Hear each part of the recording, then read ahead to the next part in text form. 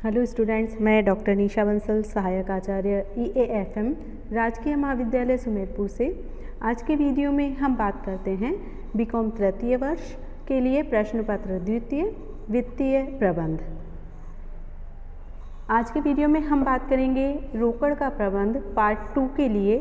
First में हमने बताया था रोकड़ क्या होती है, रोकड़ कोष का क्या तात्पर्य है, रोकड़ कोष की आवश्यकता क्यों होती है और रोकड़ कोष की आवश्यकता क्यों होती है और एक संस्था में रोकड़ शेष को निर्धारित करने वाले कौन से तत्व होते हैं। इन टॉपिक्स पर हम पिछले वीडियो में चर्चा कर चुके हैं। इसी क्रम में आगे देखिए, आज के वीडियो में हम बात करेंगे रोकड़ प्रबंध का अर्थ एवं परिभाषा, रोकड़ प्रबंध के उद्देश्य और रोकड़ प्रबंध के क्या कार्य होते हैं। तो इन टॉपिक्स पर चर्चा शुरू करते हैं। आइए सबसे पहले हम बात करते हैं रोकड़ प्रबंध का अर्थ एवं परिभाषा। रोकड़ प्रबंध का क्या अर्थ है, क्या परिभाषा है, तो इस बारे में हम बात करते हैं।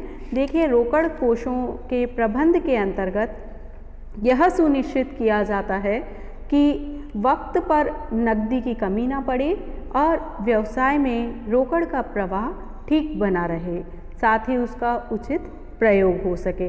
तो रोकड़ प्रबंध के अंतर्गत क्या किया जाता है, रोकड़ का एक मैनेजमेंट रखा जाता है। पर्याप्त मात्रा में कोष हों, जब आवश्यकता हो संस्था को उस समय कोषों की कमी नहीं हो, साथ ही इतनी मात्रा में कोष भी ना हो कि वो बहुत ज़्यादा फालतू पड़े रहें, बेकार पड़े रहें। यदि बहुत अधिक मात्रा में कोष है तो वो भी संस्था के लिए हानिकारक है।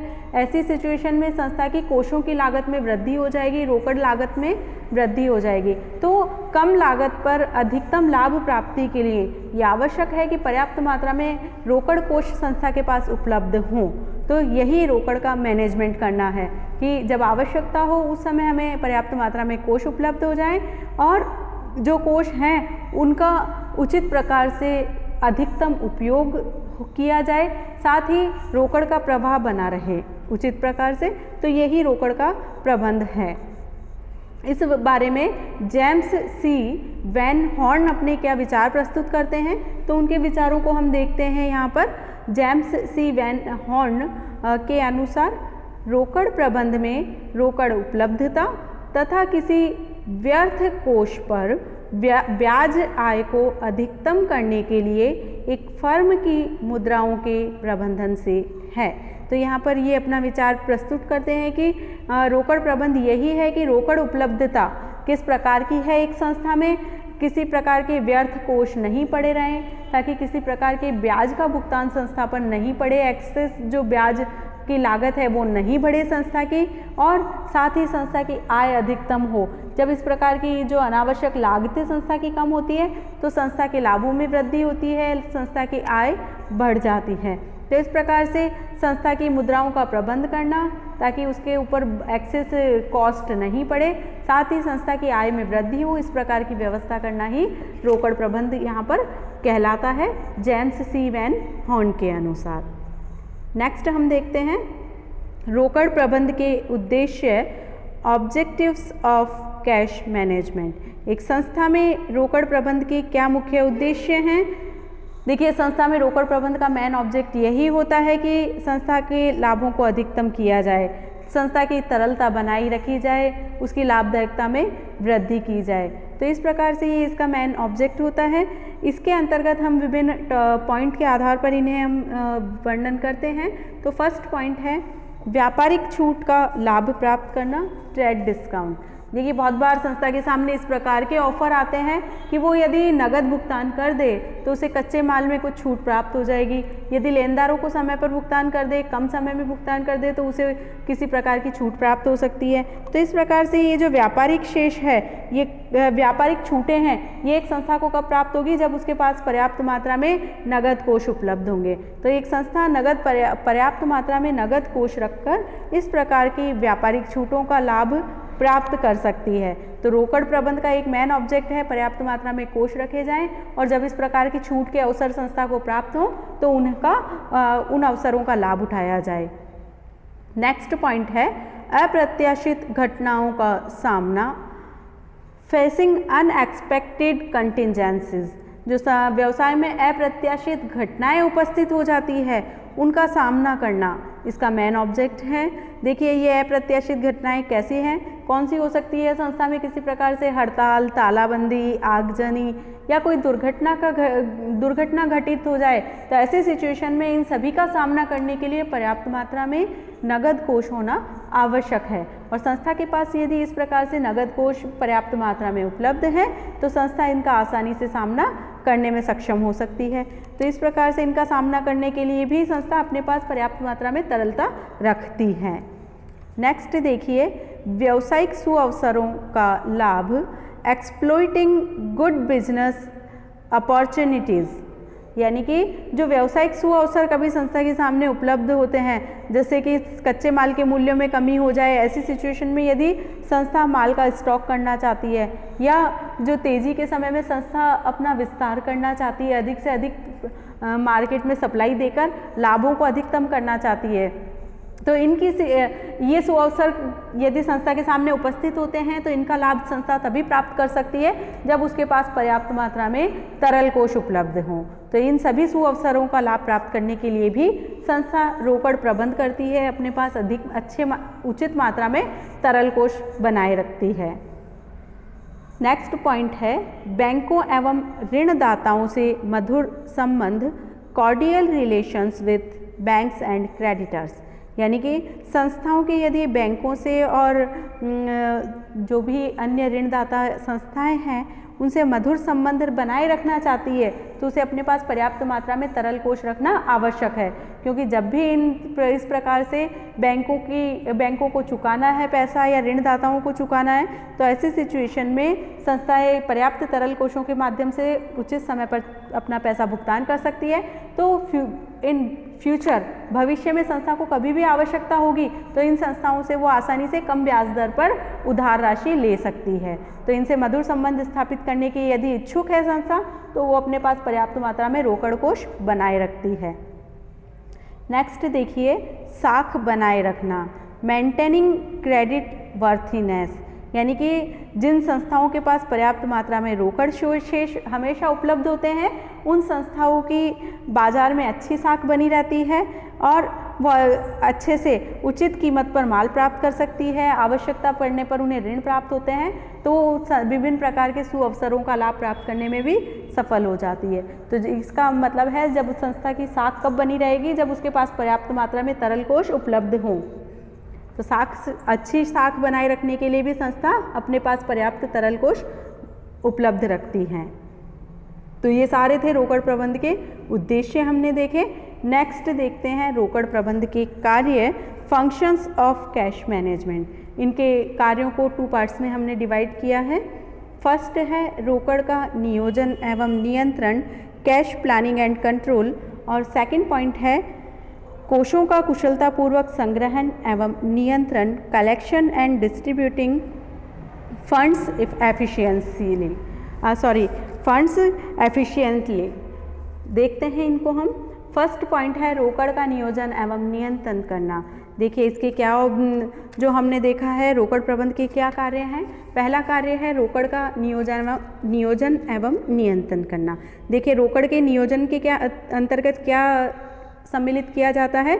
रोकड़ के नियोजन के अंतर्गत रोकड़ प्राप्ति की मात्रा का अनुमान लगाना और भुगतान की व्यवस्था करना को सम्मिलित करेंगे। साथ ही रोकड़ के नियंत्रण से तात्पर्य क्या हुआ, यानी कि रोकड़ की प्राप्ति और भुगतान पर नियंत्रण रखना, समय पर प्राप्ति हो और समय पर भुगतान किया जाए, इन बातों का रोकड़ नियंत्रण के अंतर्गत ध्यान रखा जाता है। तो इस प्रकार से रोकड़ के नियोजन और नियंत्रण के लिए एक संस्था कार्य करती है। उसका मेन कार्य है कि संस्था में रोकड़ और का नियोजन और नियंत्रण उचित प्रकार से बना रहे। इसके लिए संस्था विभिन्न प्रकार के टूल्स या विधियों का प्रयोग करती है, जिसके अंतर्गत रोकड़ बजट, रोकड़ प्रवाह विश्लेषण, अनुपात विश्लेषण और रोकड़ प्रबंध प्रतिमान सम्मिलित है। देखिए रोकड़ बजट का आपको बताया था, रोकड़ बजट हम एक पूरा अध्याय पढ़ेंगे। रोकड़ बजट के अंतर्गत संस्था एक वर्ष के अंतर्गत उसकी आवश्यकताओं का अनुमान लगाती है। किस प्रकार से आय व्यय करेगी, इनका अनुमान लगाया जाता है। किस चीज़ों में उन्हें रिक्वायरमेंट होगी, कैश की रिसिप्ट्स कहाँ से कैश प्राप्तियाँ कहाँ होंगी और कैश का भुगतान कहाँ किया जाएगा। रोकड़ प्रवाह विश्लेषण, कैश फ्लो स्टेटमेंट में रोकड़ के विभिन्न स्रोतों का निर्धारण किया जाता है, रोकड़ के उपयोगों का विवेचन किया जाता है। इस प्रकार से संस्था क्या करती है, रोकड़ के उपयोग और रोकड़ के स्रोत की जानकारी करके रोकड़ का नियोजन और नियंत्रण करने में सफल रहती है।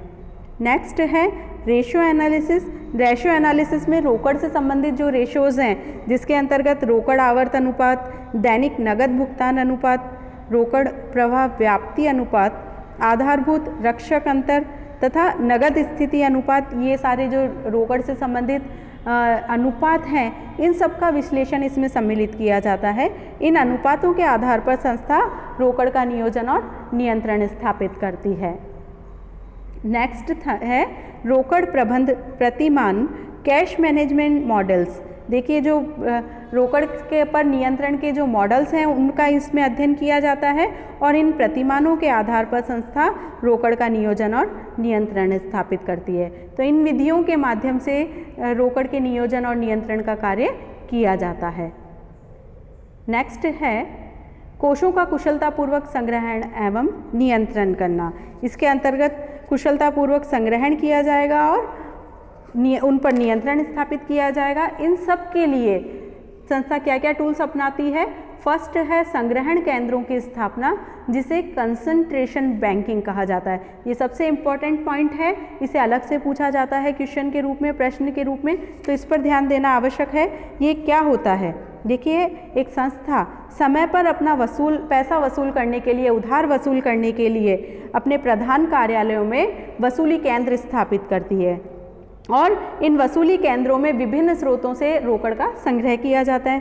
तो इस प्रणाली के अंतर्गत संस्था क्या करती है, वसूली केंद्र में ग्राहकों से भुगतान करके इस प्रकार से संस्था क्या करती है, ग्राहकों को इस बात का निर्देश देती है कि वो एक वसूली केंद्र में अपने पैसे तुरंत जमा करा दें या अपने चेक जमा कराएं और इन वसूली केंद्रों से उस क्षेत्र के बैंकों में पैसा चला जाता है। उस क्षेत्र से संबंधित वसूली केंद्र ग्राहकों से भुगतान प्राप्त करते हैं और उसे समय पर जल्दी से जल्दी स्थानीय बैंकों में जमा करा देते हैं। स्थानीय बैंक क्या करते हैं, इस धनराशि को उस बैंक में स्थानांतरित कर देते हैं जिस बैंक में फर्म लेन देन करती है। तो इस विधि को कंसंट्रेशन बैंकिंग भी कहा जाता है।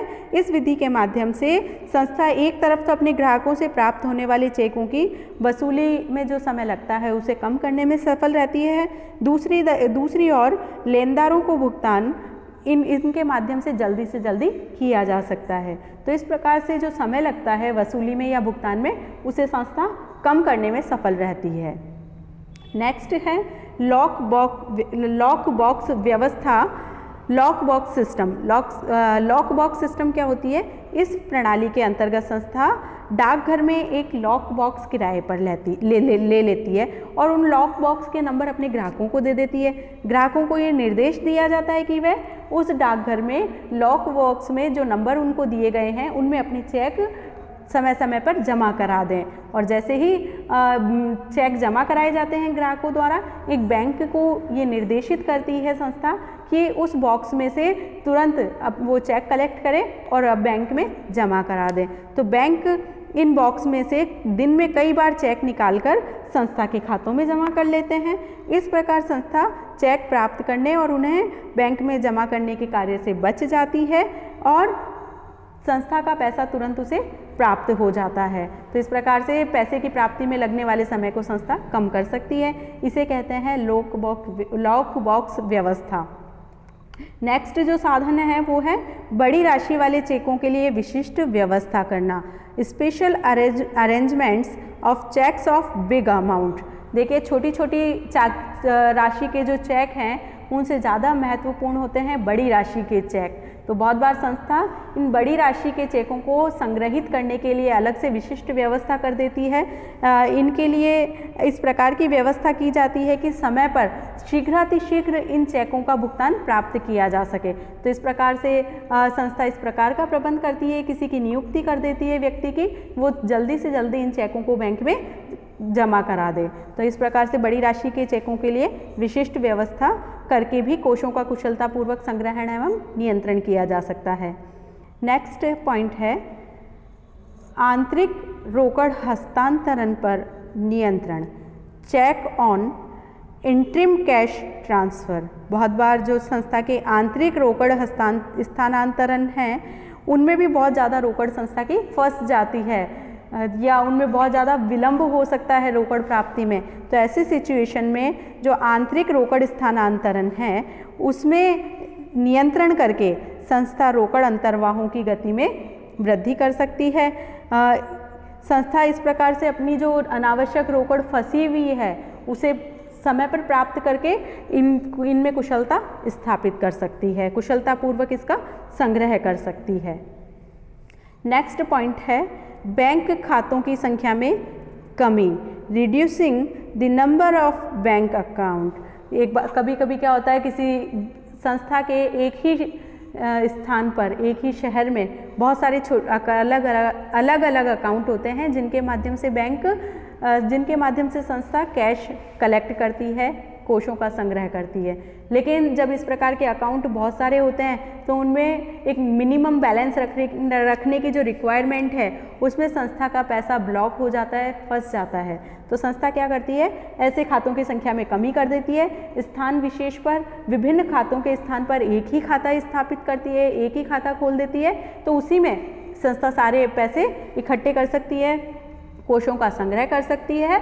इस प्रकार से अलग अलग खातों की संख्या के स्थान पर, अलग अलग खातों के स्थान पर संस्था एक खाते का संचालन कर सकती है। तो इस प्रकार से जो उसके अनावश्यक कोष फंसे हुए थे, एक तरफ तो वो फ्री हो जाते हैं, उनके ऊपर जो संचालन व्यय करने थे संस्था को, वो संचालन व्ययों से भी बच जाती है। तो इस प्रकार से खातों के संचालन व्यय कम हो जाते हैं और संस्था के जो कोष फालतू पड़े थे वो काम में आ जाते हैं। तो इस प्रकार से बैंक खातों की संख्या में कमी करके भी एक संस्था कोषों का कुशलतापूर्वक संग्रह एवं नियंत्रण कर सकती है। इसी के साथ ये टॉपिक हमारा यहीं पर हम विराम लगाते हैं इस पर। इसी टॉपिक को अगले वीडियो में हम कंटिन्यू रखेंगे। तो तब तक के लिए थैंक यू।